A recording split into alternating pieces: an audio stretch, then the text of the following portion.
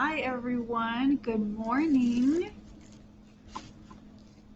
We are gonna have lots of fun today because this week story time is all about fairies. And our grab and go at the Sweetwater County Library is a bag of supplies to make some little flower fairies. And inside each bag are lots of flower petals and a little bit of hair and some pipe cleaners and some little fairy heads. And so you can come in this week and pick up our grab and go bag, and that's going to go along with our stories for today. And you can see I have some fancy fairy wings on. I'm playing pretend today too.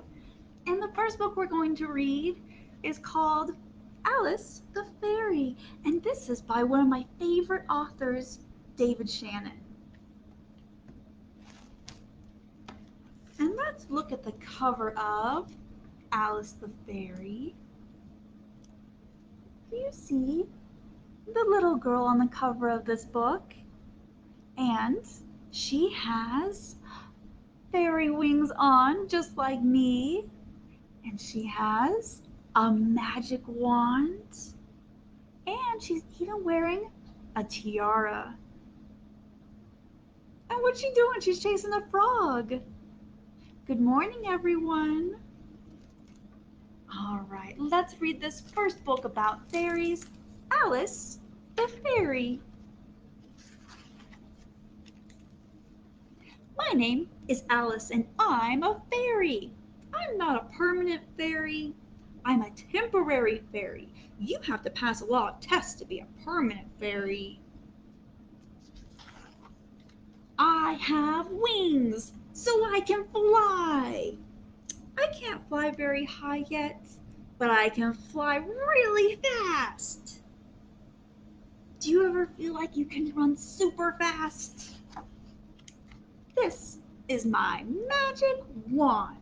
This is my blanket. Fairies use magic wands to change frogs into princes and things like that. I changed my dad into a horse. One time, my mom made cookies for my dad, so I turned them into mine. What did Alice do to all the cookies on the plate?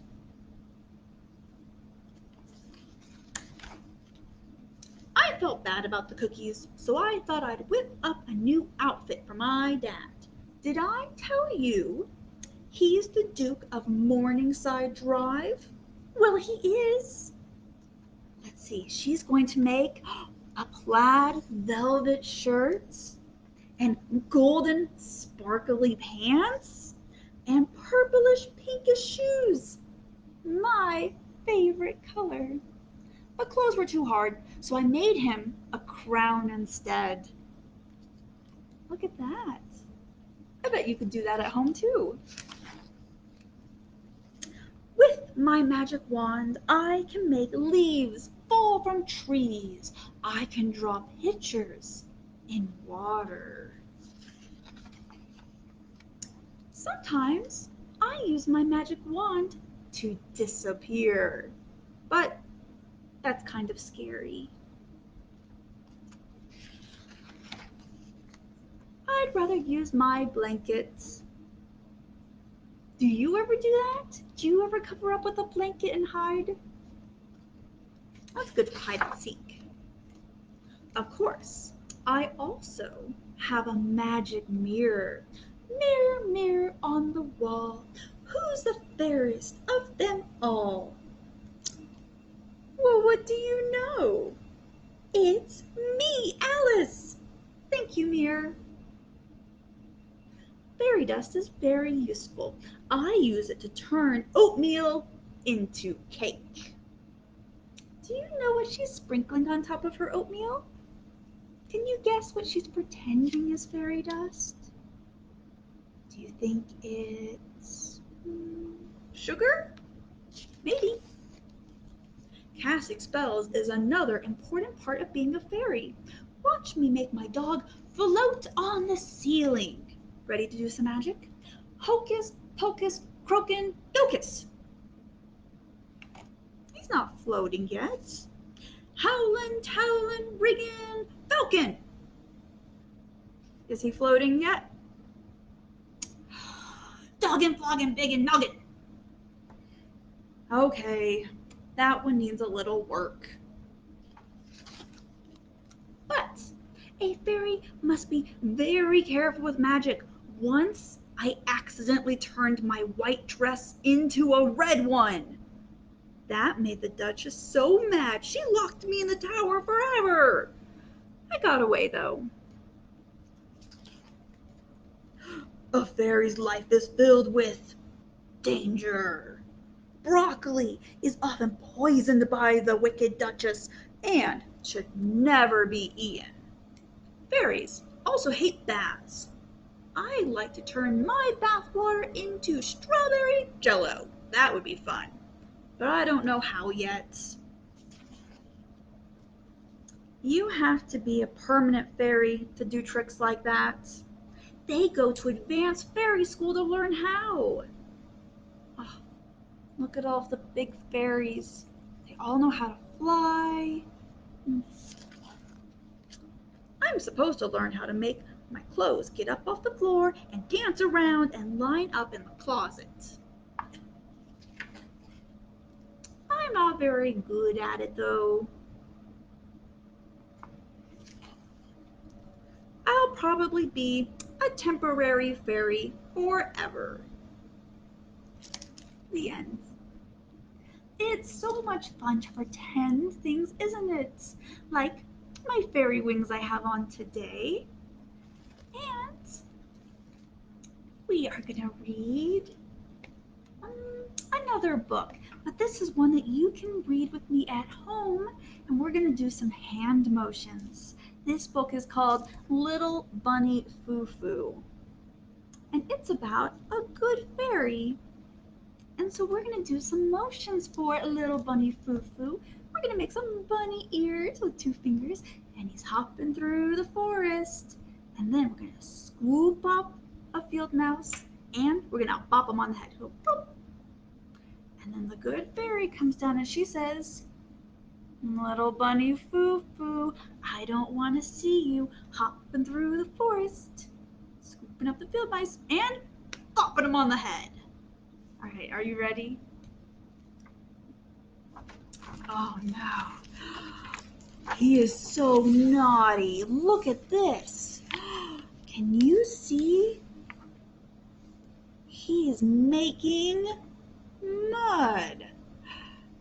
And this book is told by The Good Fairy, and it's illustrated by Paul Brett Johnson. I'll let you in on a secret. Good fairies do not like tomfoolery. That's why I had to keep my eye on little Bunny Foo Foo when he whipped up a bunch of mud pies and headed into the forest. Do you think he was up to something nice? What do you think? Little Bunny Foo Foo hopping through the forest, scooping up the field mice and bopping them on the head. To be fair, Little Bunny Foo Foo was not a bad bunny, not really, but he was very naughty. So I said, Little Bunny Foo Foo, I don't want to see you scooping up the field mice and popping them on the head. I'll give you 3 chances. But if you don't behave, I'll turn you into a goon. I thought that would be the end of that. But was it?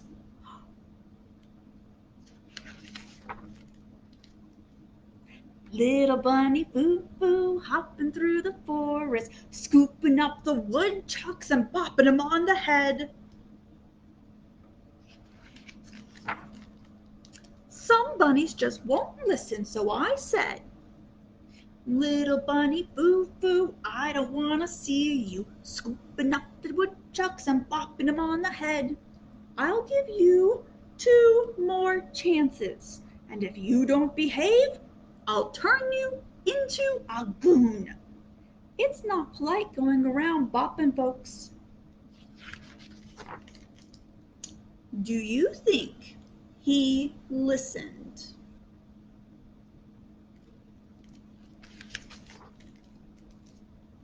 Little bunny foo-foo hopping through the forest, scooping up the foxes and bopping them on the head. Oh.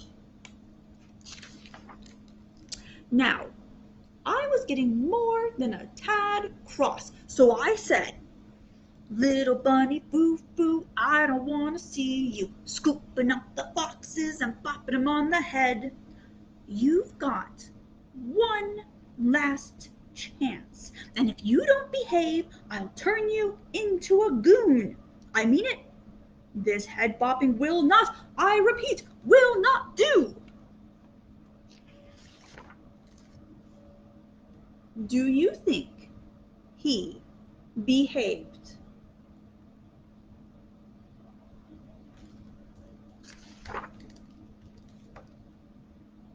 Little bunny foo-foo hopping through the forest, scooping up the grizzly bears and bopping them on the head.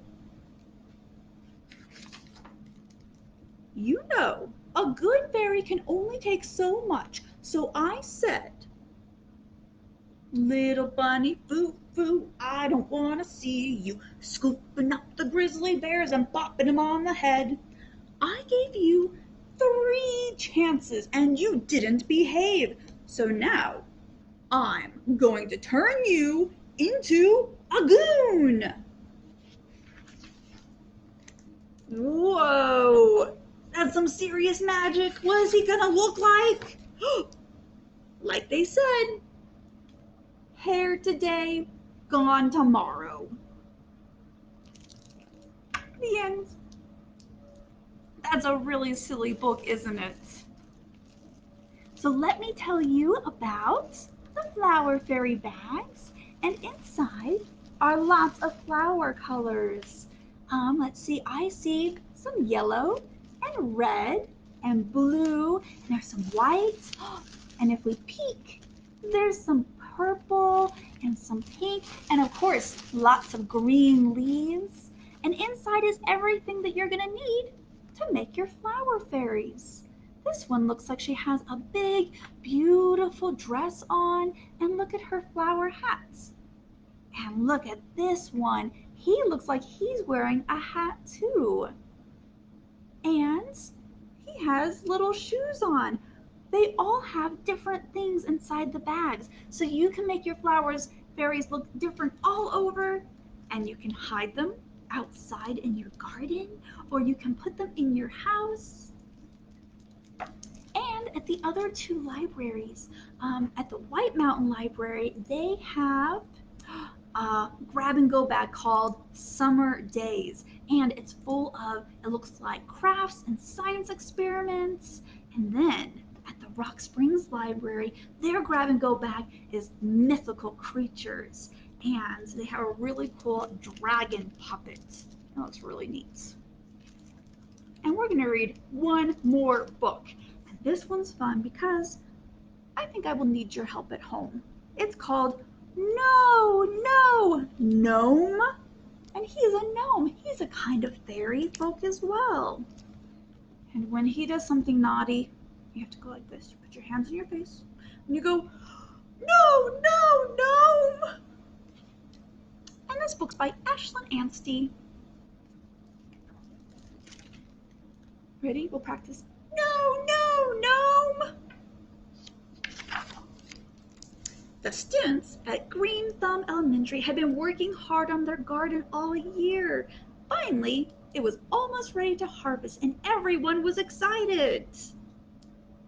Have you ever made a garden? They're a lot of work, especially gnome. As the students headed outside, Mr. Waters assigned them each a task. The kids quickly got to work. Oh, They're watering the garden, and it looks like they're working in this lettuce bed, and they're pulling weeds from the strawberries. That's important. At first, Gnome was helpful, but then, oh no, look at, he's pulling everything. No, no, Gnome! Mr. Water suggested Gnome try something else. Oh, he's gonna do some watering. But pretty soon, no,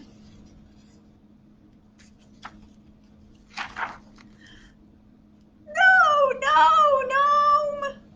Oh no! Mr. Waters gave Gnome one last chance. All Gnome had to do was stand still and hold the basket for the garden clippings. But Gnome didn't even last 1 minute. Let's see what he did. There he is holding the basket, and then he ran away. And now he's in the strawberries and in a tree, and he's talking to a cat. Oh, he's eating one of the lettuces, and then he's zigzagging and spinning and stepping on all the sunflowers. Oh no. Mr. Waters sent Gnome back to the classroom.